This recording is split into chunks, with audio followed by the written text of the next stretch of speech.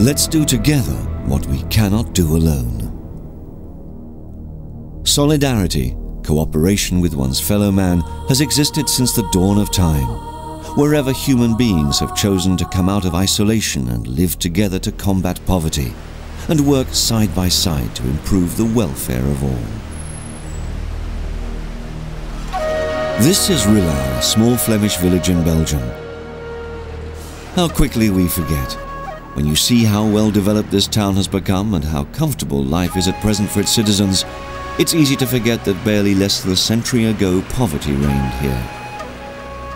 At the end of the 19th century, rural Europe was in a state of acute crisis. Improvements in transport and massive imports of wheat and cattle from the United States and other countries caused prices to plummet as never before and brought ruin to many a farmer. To pay off their debts, small landowners were forced to sell their land, cattle and equipment. And when that was not enough, they were forced to turn to moneylenders to borrow at exorbitant rates of interest. These small farmers could not get a loan from the commercial banks. Wealthy farmers, on the other hand, owned lands that they could mortgage.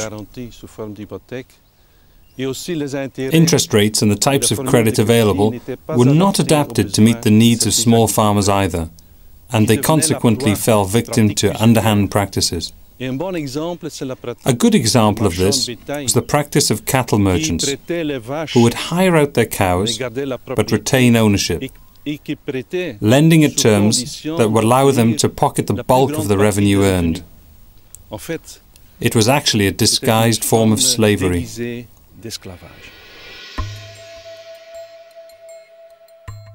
Poverty prompted an exodus from rural areas. Some left to look for a position as servants in town, others to find jobs in factories. It was a time when the free market economy reigned and the Industrial Revolution was in full swing. The countryside was left drained and dying.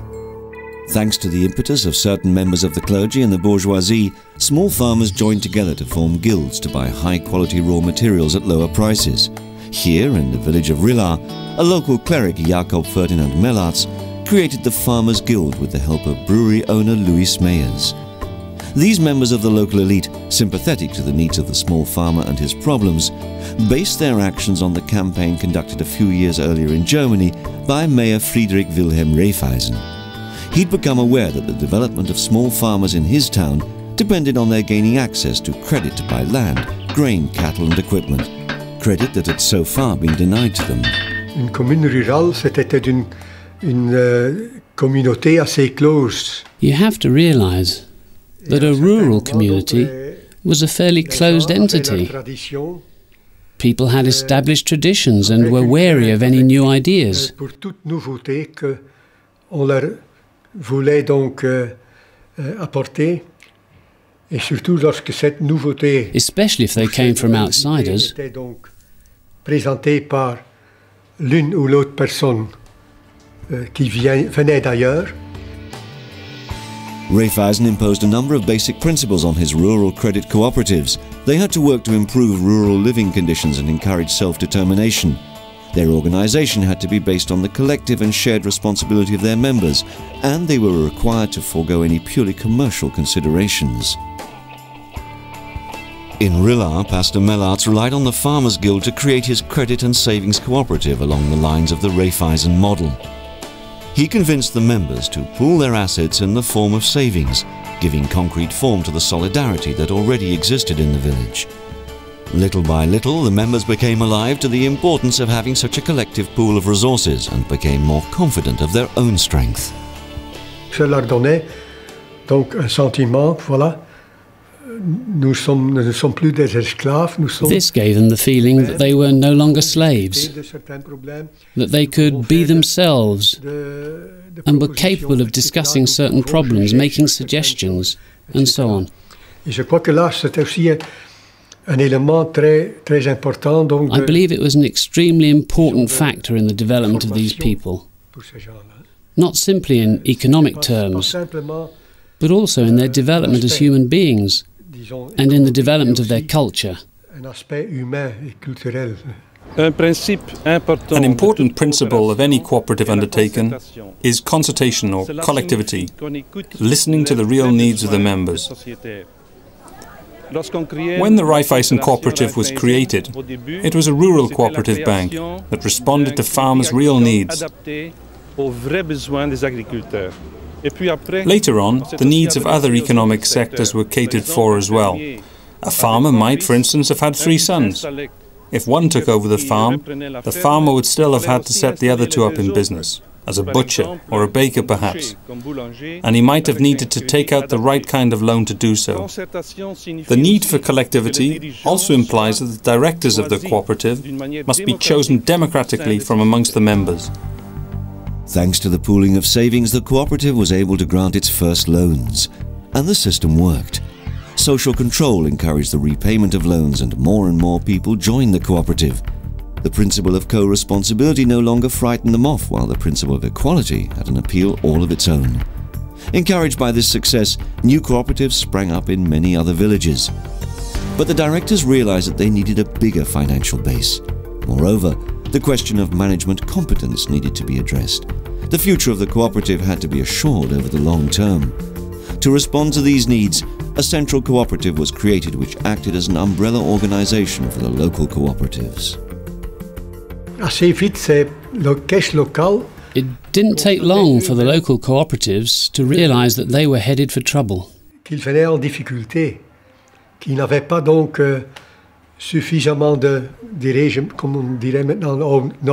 They lacked the know-how, information resources and competence to manage the cooperative.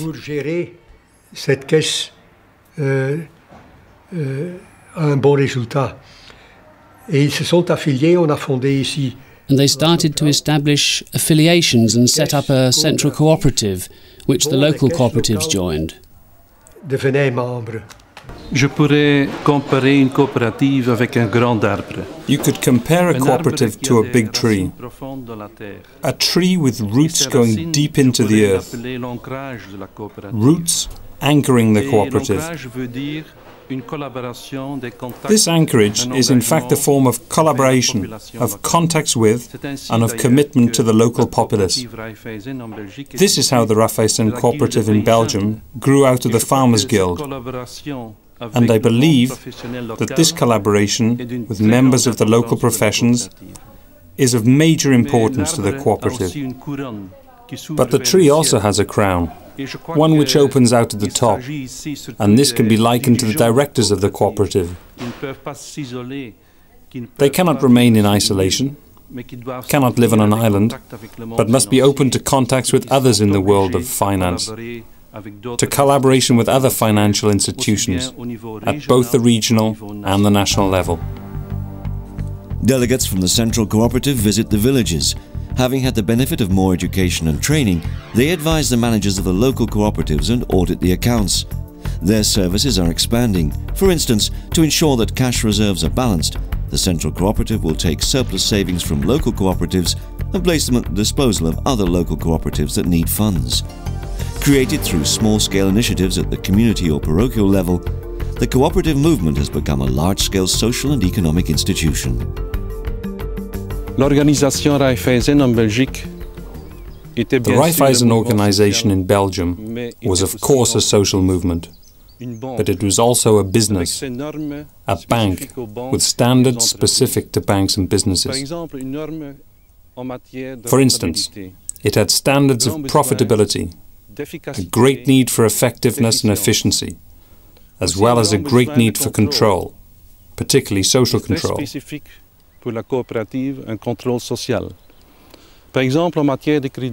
In lending, for example, credit was not granted without security. Often, collateral was required, and this frequently took the form of a deposit given by a member of the family. This was a form of social control.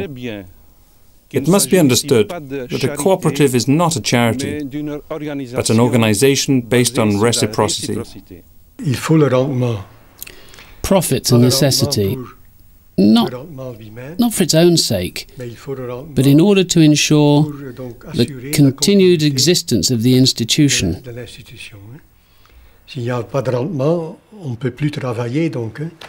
If there were no profit, we just couldn't operate.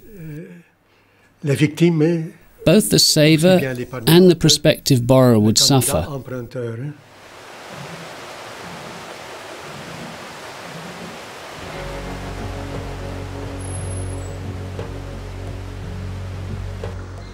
(1938), the village of Giel, Belgium.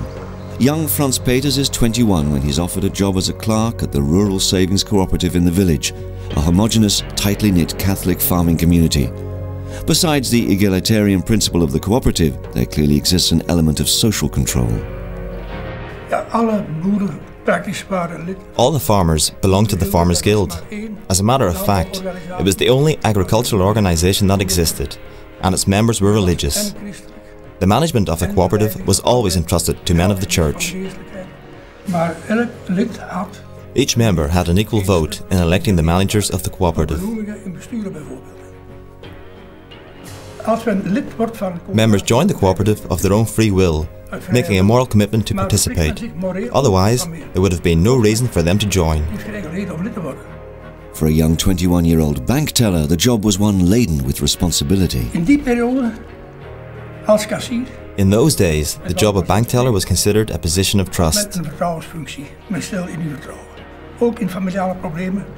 Bank tellers were even consulted when family problems arose.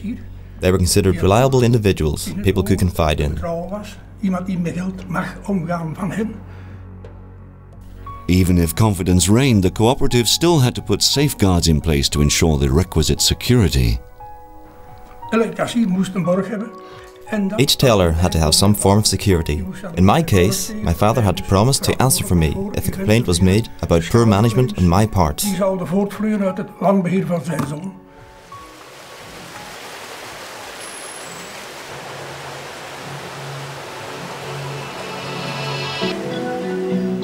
Agriculture, fishing, health, employment, credit. The cooperative ideal cropped up in various domains virtually everywhere around the globe. Halfway between a purely private and a state-controlled system, the cooperative system, representative of economic solidarity, has increasingly become the third development alternative. Every day, new initiatives are set up around the world. In fact, we see the re-emergence of the social economy and the cooperative economy, both in the northern countries, in the highly industrialized countries such as Europe and the United States of America and Canada, and as well in the developing countries. Even in the most poor countries like Haiti, Burkina Faso, India, the Philippines, whatsoever. In fact, what we see is that this is mainly due to the effects of globalization. Globalization is a worldwide phenomenon that brings with it not only prosperity for very few people, but also social exclusion for the majority. That means that the majority of the population in the southern countries and many of the population in the northern countries do not have access to basic services. Basic services such as, for example, banking services, even the most ordinary banking services such as a recurrent account or credit. Niamey, Niger. This tiny credit cooperative helps its members carry out their own personal projects.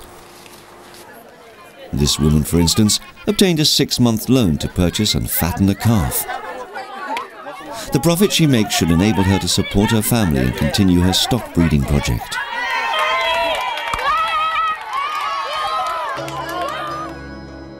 Bayambong, Philippines. This cooperative has over 6,000 member families. 80% are farmers whose main source of income is rice farming. The credit they obtain allows them to improve production, processing and marketing, furthering their development. The Chambo region in Ecuador has soil suitable for brick making. Thanks to Acción Rural, the local thrift and credit cooperative, many families have been able to start up businesses making bricks and roofing tile that they're able to sell throughout the Andes region of Ecuador. At this very moment, one estimates that approximately 1 billion people develop social economy initiatives and cooperative economy initiatives to have access to such basic services.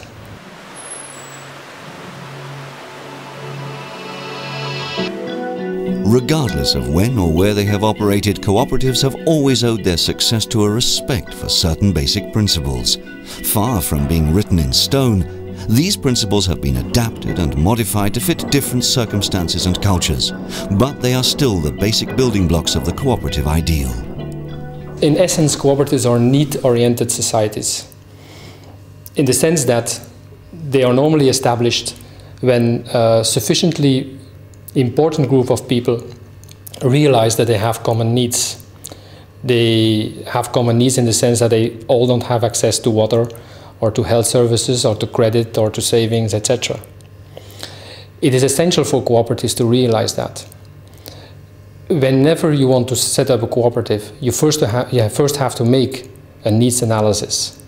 It makes no sense to develop a cooperative, let's say a savings cooperative, in an environment where you already have well-developed banking services offered by the private sector or other institutions.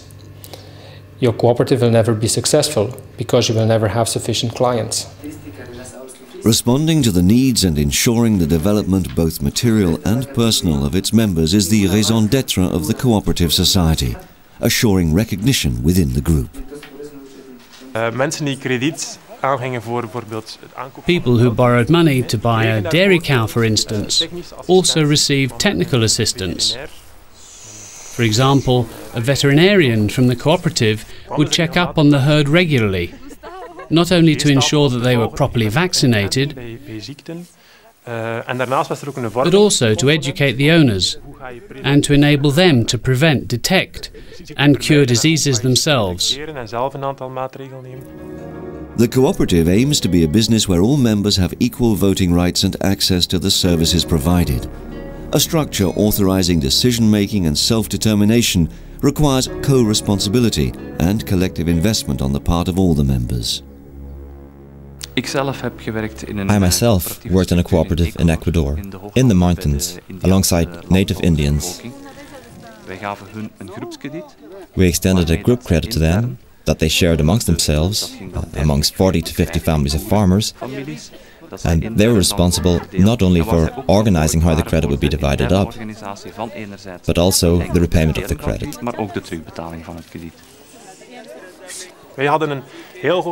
To their great surprise, our repayment rate was very high, higher than the rate the banks achieved. So they asked, how can this be? You're working with a high-risk group. One of the reasons was because these people felt very responsible for the cooperative. I told them it's your business, you should be proud of it. And the fact that the loan was repaid was proof of that. As a financial enterprise, a thrift and credit cooperative needs money to operate. Even if outside funds are sometimes used to start up a project, the cooperative has to be able to rely on the savings of its members to make a profit and ensure its autonomy in the long term. De uitdaging is om in een geïsoleerd gebied. In an isolated area, the challenge is to be able to operate with savings in monetary form. This has any number of advantages. If a farmer has his savings in cattle and incurs a minor expense, he obviously cannot sell half a cow. He has to sell the whole animal. And what does he do with the remaining cash? If he had a savings account, he could withdraw just the amount he needed. In most communities, and especially nowadays in developing countries, there's a huge amount, enormous amount of money that is lying idle, that is not used or that is underutilized. Cooperatives are a unique instrument to capture all that sleeping money and to make it an actor of change in a society. Made up of individuals, the cooperative must also be able to deal with the risk of opportunism from its members. Its local roots, along with social control backed by a democratic structure, allow the cooperative to operate based on a relationship of confidence and trust. Trust is an essential feature of cooperative movement and cooperative societies, in the sense that, unlike many other economic agents, the cooperatives give a lot of confidence and trust to their members, and they see their members as people who can be very important agents of change if they are given a lot of trust and confidence.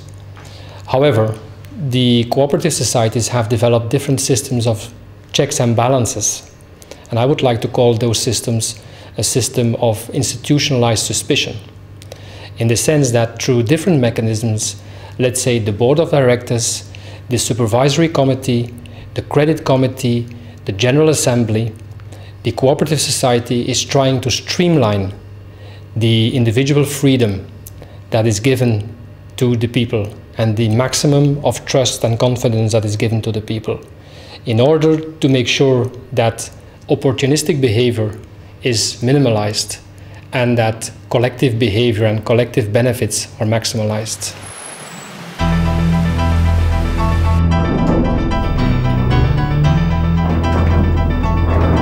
I don't have a crystal ball, but I'm convinced that the business of the future will have to be in the form of a cooperative or it will not survive.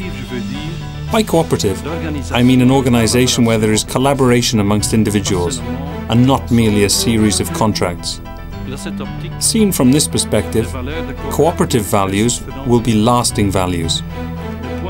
For me, the point of departure is and always will be a profound respect for the dignity of the individual. And from there, the goal must be to invest collectively in the well-being and prosperity of all those who belong to the cooperative.